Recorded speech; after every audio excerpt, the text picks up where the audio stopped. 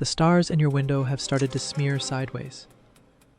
You're Neil Armstrong, in the left seat of Gemini 8, more than 100 miles up, and your spacecraft is rolling, faster every second, the Earth and the black sky whirling past the glass until the edges of your vision begin to gray.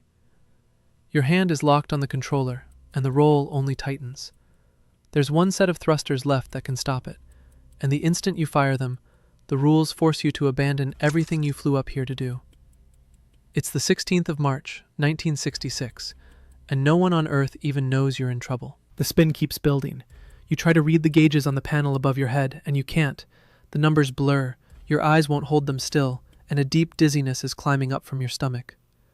Beside you in the right seat, Dave Scott is pinned the same way, watching the same instruments swim. Neither of you can tell what's doing this. Nothing on the panel points to a single failed part.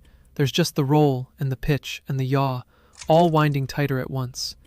And you're out of radio range, passing over an empty stretch of ocean with no tracking station beneath you, which means the men who could help are, for now, completely unaware. Whatever you do in the next few minutes, you do alone. 20 minutes earlier, none of this was happening. 20 minutes earlier, you did something no human being had ever done. About 6.5 hours into the flight, you edged Gemini 8 nose first into a docking collar on the Agena. An unmanned target rocket launched ahead of you, and the two spacecraft locked together. The first docking of two vehicles in orbit, ever. It's the maneuver the whole moon program is waiting on, because you cannot send men to the moon and bring them home without joining two craft in space first. And until this afternoon, no one had proven it could be done. "Flight, we are docked," you radioed down. It was a real smoothie. So for a little while, everything is perfect. You and Dave are flying joined to the Agena, more than 100 miles up, the Earth turning blue and white and silent beneath the window. The hardest part of the day, the long, careful chase, easing the nose in until the two ships lock together, is already behind you. Up here, the world slides by without a sound, daylight rolling into darkness and back again beneath you, the spacecraft steady, the radio quiet. Scott is running the checklist for tomorrow's spacewalk. He's meant to climb outside and stay there more than 2 hours, the most ambitious walk anyone has attempted. There is nothing to fight and nothing to fix. Just the two of you, the slow turning of the planet below, and the sense that the rest of this flight looks easy from here. Then, about 27 minutes after you docked, Scott glances at the attitude indicator and sees the whole stack has begun to roll, a slow lean to one side that neither of you commanded. He says it quietly, "We're in a bank," and the two of you start to chase it. Everything you know points to the Agena. It's the new, half-trusted machine in this pair. Your own Gemini has flown flawlessly all day. So you fight the roll with your maneuvering thrusters, and for a moment it eases, then it comes back, stronger. Your fuel is dropping fast, and a worse fear takes shape. The Agena is loaded with propellant, and if its controls have gone wild while it's docked to you, the whole stack could tear itself apart. The call you make is the one the training points to. Get away from it. You throw the switches to undock, back the Gemini off the collar, and push clear of the target rocket. And the instant you separate, the spin does the one thing you did not expect. The moment you're free of the Agena, the roll snaps faster. Lighter now, with the heavy target gone, the little Gemini whips up, pitching and yawing and rolling all at once. The cabin sweeping in and out of glare as it wheels past the sun, loose checklists and gear pulled flat against the walls. And there it is, the answer you didn't want. The Agena was never the problem. The fault is in your own spacecraft, and it has been the whole time. Somewhere in your bank of maneuvering thrusters, one is firing and won't stop, but no gauge in front of you will tell you which one, or why. On paper, this could not happen. It's happening. All you have is the spin, and it's winding toward one full revolution every second. This is the edge, and you can feel your body reaching it. At nearly one revolution a second, the spin is throwing your inner ear into chaos. The dizziness is overwhelming. Your vision is tunneling down, narrowing and graying at the rims. The official history would later put it plainly. The crew were dizzy, their vision blurred, their physical limits near. You have not blacked out.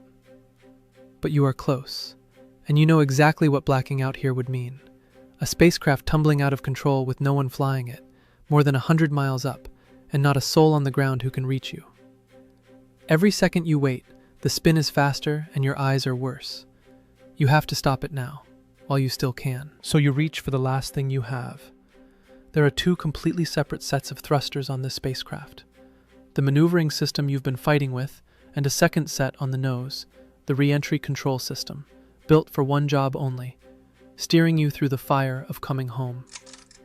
You shut the entire maneuvering system off, every thruster at once, killing the stuck one along with all the good ones. Then you switch the re-entry thrusters on and start hand-flying against the roll.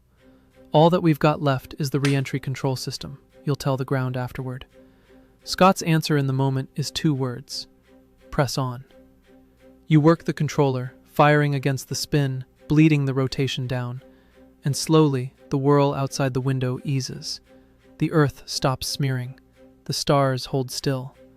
For the first time in minutes, the world is steady, and you can breathe. Stopping the spin burned roughly 3/4 of your re-entry fuel, the propellant set aside for the trip home, now mostly spent up here in orbit. And there's an iron rule about that fuel.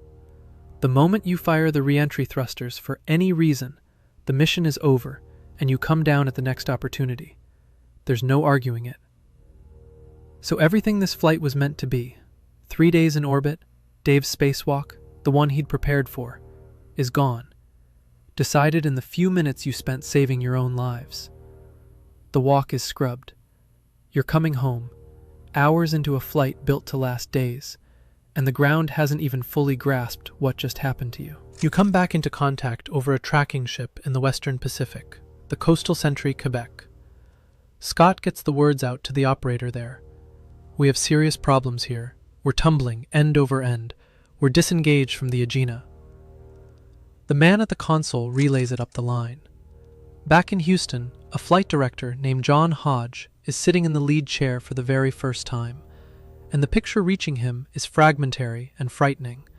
A crew in trouble, spinning, far out of reach, the worst of it already over before the ground could do a single thing about it. There was never a version of this where someone below saved you. You had to save yourselves. And you did. About an orbit later, you fire the retro rockets and drop out of the sky toward an emergency splashdown. Not in the Atlantic zone the recovery fleet was waiting in, but in the Western Pacific, hundreds of miles east of Okinawa, far from the carrier and its helicopters. You hit the water within a couple of miles of the aim point, the capsule rolling in heavy swells. Air Force pararescue jumpers parachute out of a passing plane and swim a flotation collar around the spacecraft to keep it from sinking. Then you wait, about 3 hours bobbing in 20-foot seas, both of you seasick in the cramped cabin, until a destroyer, the USS Leonard F comes alongside and lifts you out. No burns, no broken bones, a crew the record would call tired, but healthy. The answer came later, on the ground. One of your maneuvering thrusters, number 8, had short-circuited and stuck wide open, firing at full force even when every switch said it was off. Power was reaching it through a fault no one had caught, and there was no way from inside that cabin to single it out and shut it down. The only thing that worked was exactly what you did: kill the whole system at once. The thruster itself was never recovered.